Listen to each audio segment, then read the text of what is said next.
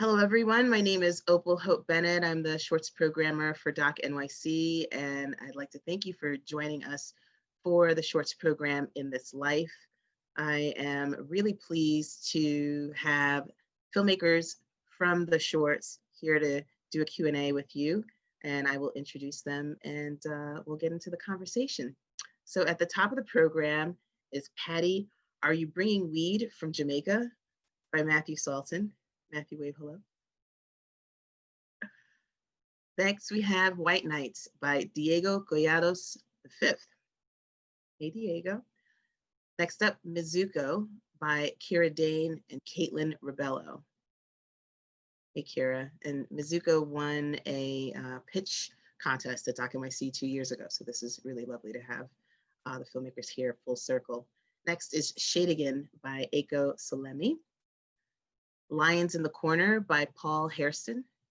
Hey, Paul. And closing out the program was To Calm the Pig Inside by Joanna Vasquez Arong. Hey, Joanna.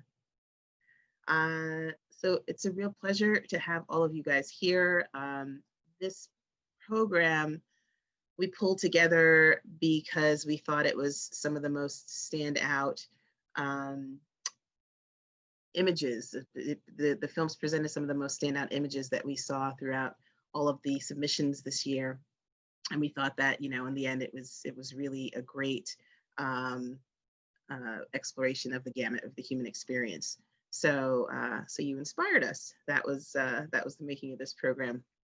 I'd love for each of you to go through and please talk to us about your subjects, how you came by them, and what was the impetus for you making the film. Let's start with Matthew. Yeah, so I met Patty through a friend who was visiting from Europe to the States, and she was staying in the States for a few months and needed to make some money. So she decided to work on a weed farm in California, I guess, as you would do. And after she did that, I spoke with her and asked her how her experience was, and she said it was pretty good. And she met possibly the first woman to bring marijuana into the US in the 60s. I thought, well, that's pretty crazy. And I've asked if I could meet up with her. So she gave me her number and I called her and said, can I meet with you and maybe make a film? And she said, well, you know, other people have asked me in the past, but I was never quite ready. But I think I'm at a point in my life where I'm ready to talk about this experience. So I flew over to California and met with her. And what you see in the movie is the first conversation I had with her. I filmed it and she told me about her trips to Jamaica and how it worked. And I wasn't sure kind of how I was going to put it together, if I was going to do filmed recreations or just do a talking head. I had done some other kind of illustrated, animated films in the past, but the more I started editing her story and kind of her nature, this reckless, kind of bold story she told, I thought, okay, color and illustrations will kind of really empower her story and kind of give that psychedelic Jamaican colorful feel to it. Yeah, it's quite the ride. Let's go to Diego next with White Nights. Hi. My film is more about a place than and the people that live there. I came across these characters because I've been going to that place for a long time, since I was a little boy. It was a lake, to contextualize, it was a lake, but now that lake, because of climate change, is dry.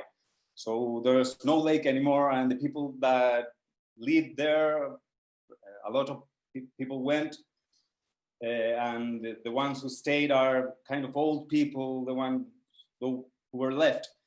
And the three old men that appear in my movie, there were really characters in that place. I knew them because, oh, that was the old man that walked with dogs. Oh, that's the old man of the lights, because he put a lot of lights in his house. And oh, that's the old man that lives in the woods. So I contacted them. I started asking who knew them, and that's the way I get in touch with them. I got in touch with them. Yeah, brilliant. It's a really beautiful encapsulation of time and place. Next, let's go to Kira with Mizuko. Yeah, so Mizuko is about my own story. So in 2017, I had an abortion, and it was something that was really straightforward and something I didn't really think twice about. But months later, I realized it affected me a lot more than I realized. And I'm half Japanese, so I started looking into how Japanese culture deals with abortion. And I found this really beautiful, very old culture that allows people to grieve and allows people to properly deal with the emotions that come from having an abortion. And so for me, it was really impactful because I I realized how frustrating it was for me in the US, how we just have pro-life and pro-choice, and how that's created very two opposite extreme ways of thinking about abortion and thinking about life, and how we sort of have created these teams that think you're either killing a child or removing a cluster of cells in your body, and how frustrating that was, because there's no nuance to it, and there's no kind of I don't know, I really saw it as an opportunity to look into the beginning of life and look into how we perceive um, the line between life and death. And so I decided to make Musico into a project, and I wanted it to be about this culture that deals with, grieving rituals in Japan, but more than that, to really tackle how I see the beginning of life and how I see the point of death, and how kind of open up perspectives to different ways of thinking about that, if that makes sense. So that's when I approached Caitlin, my co-director, and we decided to make it into a short. Yeah, I remember from the pitch thinking that the approach that you were going to be taking was definitely going to be resonant, and indeed that is what you've captured in this film. But I do appreciate that you talk about understanding abortion from a different paradigm, and I think that's what's just so powerful in what you present here. So. And I just wanted to say really quick how cool it is for me to be able to show at Doc NYC, because as Opal mentioned, 2 years ago we pitched for Tribeca to get a grant for our film, and back then I just, the best we were hoping for is we kind of create this thing and maybe put it up on YouTube and hope that people watch it. And now the film has gone around the world, and to see it come back to the place where it started is like beyond cool. So thank you so much. Thank you. Thank you. It's about the work and the artists. So glad to have you here. Paul, talk to us about Lions in the Corner. Yeah. So the main subject's name is nicknamed Scarface. His actual name is Chris Wilmore, but he's named that because of these burn scars on his face. He lives in this town in the Shenandoah Valley that I'm also from. I grew up there. And he runs this fight club in his backyard that's, he sort of started after he lost a number of his friends to gun and knife violence in the area. You'd hear like Jim and Joe, or, sometimes even women as well, are having a fight over a relationship or money or whoever. You'd be like, I know you guys both have a propensity to violence. I know you guys have both either owned a gun or own multiple knives or whatever. I know you've had violence in your past. I would really like to keep you guys around alive. I have this fight club in my backyard. Could we settle this with a ref and some MMA gloves? And it ended up taking off and sort of quelling violence in the area. One thing for me that was interesting is I actually grew up Mennonite, which are notorious pacifists. And so if you were to ask me before the making of this project, is there a role for violence in modern day society? I would have said absolutely not. That's ridiculous. We've evolved beyond that. That's, you know, and I think this project for me was also just meeting Scarface in a professional setting. I had seen him. He actually used to help me weightlift at our local gym. So I had met him before, and it was funny to sort of like, do you want to make a doc together? And it was just interesting for me to bring nuance to that question. It's not as black and white as I thought. It also was this confluence of issues between the role of violence in society and also felon issues. Being a felon in America, what that means. A lot of these people didn't have access to job opportunities, had substance abuse issues. And this sort of backyard fight club quickly turned from a conflict mediation program into this sort of greater community of support among these men. And it allowed them in a weird way to communicate emotionally with one another once they'd broken through that sort of veneer of, I guess you could call it toxic masculinity. But it was really fascinating to watch the progression of these two people who at one point were ready to actually kill each other. And then, you know, 45 minutes later, 3 rounds of regulated fighting, they were hugging and laughing and sometimes crying.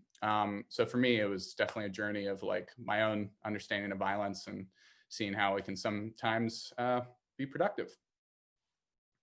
Yeah, you know, you accomplished a marvel there. So, I mean, not only is the film, you know, stylistically really impressive and impactful, but I remember at the end of it thinking that I just wanted to sit and hear like a round table with these participants and the members of this community for precisely what you've articulated, in that, you know, is that you watch them, you know, as adversaries. And then there's this, you know, arc in seeing them at the end where, you know, they, as you say, they clearly have this emotional breakthrough, and it's just completely unexpected. So really grateful for you for capturing that experience. Thank you. Thank you so much. Joanna, please speak with us about To Calm the Pig Inside. So my film To Calm the Pig Inside is really about collective trauma. Back in 2013, Super Typhoon Haiyan hit the Philippines. It was probably the strongest typhoon to make landfall. And there was a huge storm surge that happened in this town called Tacloban. And I ended up spending time there for different reasons. First, working with a foreign crew. They were filming a 3D film, and I got to meet a lot of locals, just looking for places to stay, looking for places to film. And since I was really the only Filipino there, a lot of people came up to me and just started telling me their stories which I felt hadn't been shared. People didn't know about this. And eventually we also started a scholarship initiative. So then I got to know a lot of children and teachers. And again, they got to trust me, so they would share all their stories with me. So after a few years, I collected so many stories and I didn't know quite what to do with it. And I remember approaching, again, because I'm from a different island, so it was quite sensitive. So I remember approaching a writer friend of mine, and I said, maybe I should just use their poems or something really personal coming from them. But when I told him about my experience, about the anger, you know, that I felt as well, that these people weren't heard. I mean, you know, just to give one little example that didn't make the film, you know, these teachers were saying, we were affected too. We had so many people around us that died, and all the government did to us was they came over and they gave us lipstick. So there were little stories like this that just accumulated. And when my friend heard me, he basically said, no, you have to put it from your perspective. So I ended up making it a more personal story to stitch everybody's stories together. Yeah. Yeah, it is devastating in the most beautiful way. And I always feel like those sorts of pieces of art are really resonant. Your choice of black and white, it feels like a document, but also like a bit of visual poetry. It's hard to put into words. We were all very, very moved by it on the staff, so the programming team. Really glad to have you here with it. I want to talk with Matthew and Kira about the animation in your films. They're vastly different, as animation always is, but they imbue a very specific tone and texture into your stories to great effect. And I'd love to have you share with us about that creative process. Let's start with Kira, please. Yeah, so early on, me and my co-director knew we definitely wanted to tell the story with animation, and part of that came from the fact that we were already animators ourselves. But it made a lot of sense to try and communicate through animation because we're talking about very kind of lofty ideas about life and death and sort of this spirituality of it.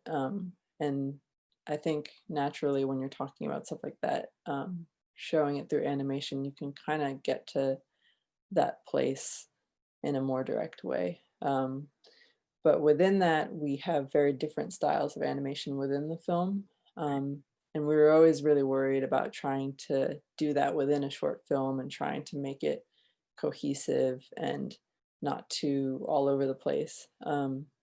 But we had a really specific sort of visual language that when we had the script, we kind of broke it down into sections, and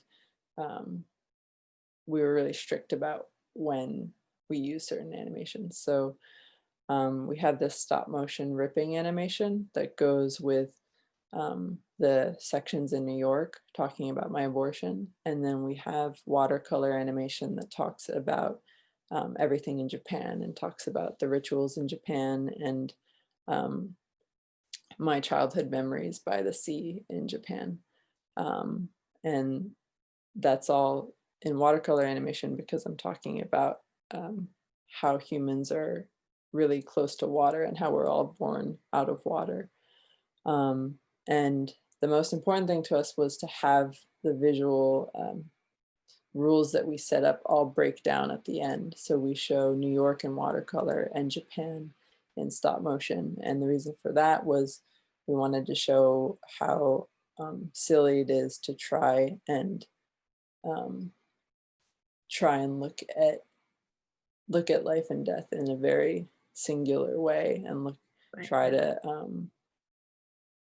I guess you know in New York I was very detached from what happened, and I was very I saw it in a very cold and logical way. And then I had this part of my Japanese part of myself that wanted to look at it through a natural lens. And so it was kind of the reckoning between my two halves, if that makes sense. Absolutely. It's beautiful. Matthew. Yeah, with the Patty film, I'd always kind of envisioned it being more of like a mixed media type project with images of Patty. It is mixed media with the old photos of her, but including her interview. And it wasn't until the very last minute in which I took her totally out of the film. I felt that it made it more real in a way. I don't know how that makes sense, but just kind of taking her out of it and the way she looks and the present day kind of as an audience allowed you to kind of really go back into that time. And I think her story is so bold and her personality is so bold that just hearing her voice on its own with the animation, with the drawings, work stylistically, kind of makes it a more kind of bold, brash type film, fitting with her personality. Because to me, it's really a story about her and kind of I'm trying to capture her spirit. Yeah, it helps. I feel like it helped keep us in your vision of it too, your perspective of it. I mean, just from experiencing it, once I got to see what she looked like at the end, it's like, oh, okay, there's reality. But you know, it really kind of kept me in how you were trying to present it. Yeah, that's the fun part, just kind of bringing yourself into it a little bit and your own personality and kind of interpreting her story and what she says and kind of running with it a little bit. Mm-hmm. And you were saying about the style, sorry. Oh, yeah, I was saying it's Boyle animation. So it's a lot of sketches I did. I would be listening to her story and illustrating, and it kind of wiggles a little bit. That's called Boyle animation. So that's 3 to 4 traces of the same drawing on top of each other. And it kind of gives it that wiggly effect. So that most of the film is that, and then except when she smokes marijuana in the cave with the Rasta, that was more frame by frame, which is more fluid, more spacey. I thought kind of more fitting for this kind of trip that she takes. Yeah, it's super trippy. It's, I mean, you didn't hear it from me, but you might want to have like, you know, a little toke or a little edible before. I didn't say that. It works. So Paul and Joanna, and I want to ask you too, because I feel like stylistically, your films, for me, I thought there was, and I'm going to articulate this as best I can at this time of day, but I thought that there was, through the stylistic approach that you took, and you could have done it in many different ways too. There was a very conscious choice that I'd love for you each to go into, but it, for me, was the best way I can put it, sort of the best entry point into these stories. You know, in each case, you know, Paul, yours is quite of a sort of dynamic, eclectic, highly stylized look. Yet it never sort of skims the surface. So you kept depth with it. And Joanna, yours, you know, as I said, it felt like this visual poetry. It has this sort of, you know, photo portraiture effect to the lensing that I thought was just so effective. I'd love to hear from each of you about your stylistic choices and why you chose that, because there were certainly other approaches you could have taken, but I thought what you did was so very effective and speaks to your strength as artists. I'm going to start with Paul. No, thank you so much for saying that. Yeah, I guess I come from a very commercial background, and you know, when you see boxing gloves, you know, we've all seen probably 15 different Nike, Adidas, whatever ads that involve boxing or some sort of style. So I sort of wanted to more or less open the film under the auspice of a sort of conventional sporting doc, if that makes sense, which, you know, again, I'm sure we've all seen 1,000 times, where, you know, slow mixed speeds, high frame rates, low frame rates, shooting anamorphic, which I've also always wanted to do. I have never gotten the chance, but then sort of flip it on the head and explore how it's not, I guess, as shallow as sort of a commercial spot. And there is this veneer of macho-ness that I was trying to break through. And so throughout the film, we go from these highly stylized anamorphic shots to 16 millimeter film, which to me was just about helping open up some of the vulnerability there. So I was just trying to, I guess you could say, trick the viewer a little bit from the front end to the end. Beautifully done. And Joanna? Yeah, I guess I was trying to really, you know, originally I had conceived this film as a long film, and I was going to talk about 2 other disasters that's happened in the Philippines. I just felt like it's so cyclical, because so the film is about this natural calamity, but what was the bigger calamity, and hence the title of my film, was really how the government treated it, and the trauma that was increased because of that, I thought. So I suppose that's how I chose, or we decided finally to use black and white to try to have this kind of timeless effect. And the fact that we decided not to film singular people, it was to try to make it more universal.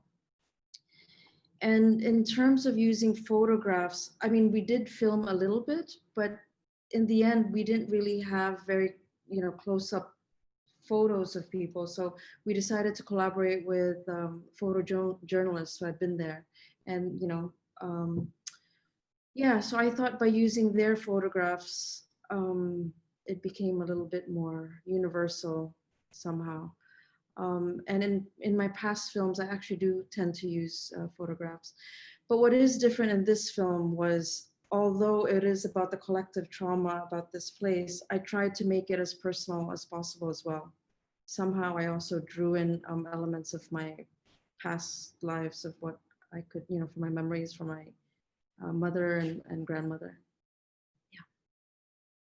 Thank you. Thank you so much. Diego, last question is to you.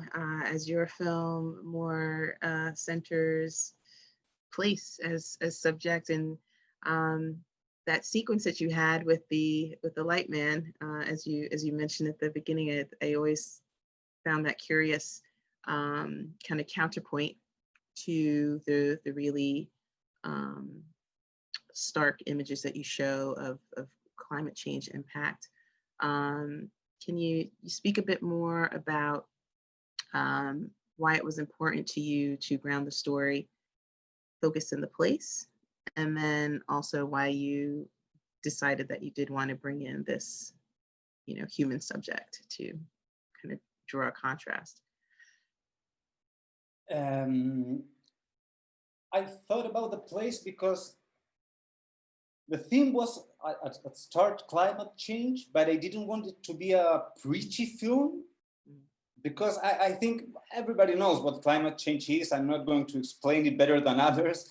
I'm not a scientist. And but what really caught my attention, it was the aesthetic of climate change, in the sense that in every place or in every time, this phenomenon, and every phenomenon, but this in particular, would have a particular way of sounding, a particular way of visual manifestation. And I thought that was very interesting.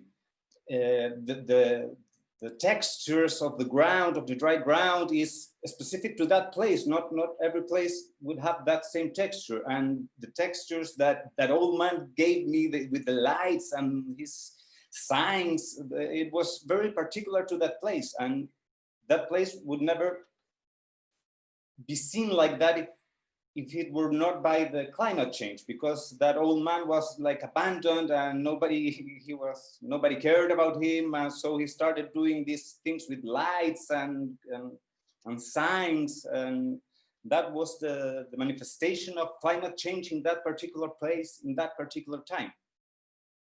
I wanted to be very sensory, a very sensory movie, focus on that, how it feels, that climate change, not the conceptual part.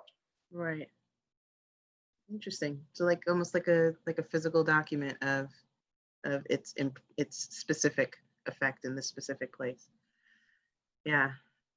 I just got the 5-minute warning, so I just want to wrap up by I've been asking everyone this since our audience is distant from us this year, what it is that you hope folks who watch your film take away from it.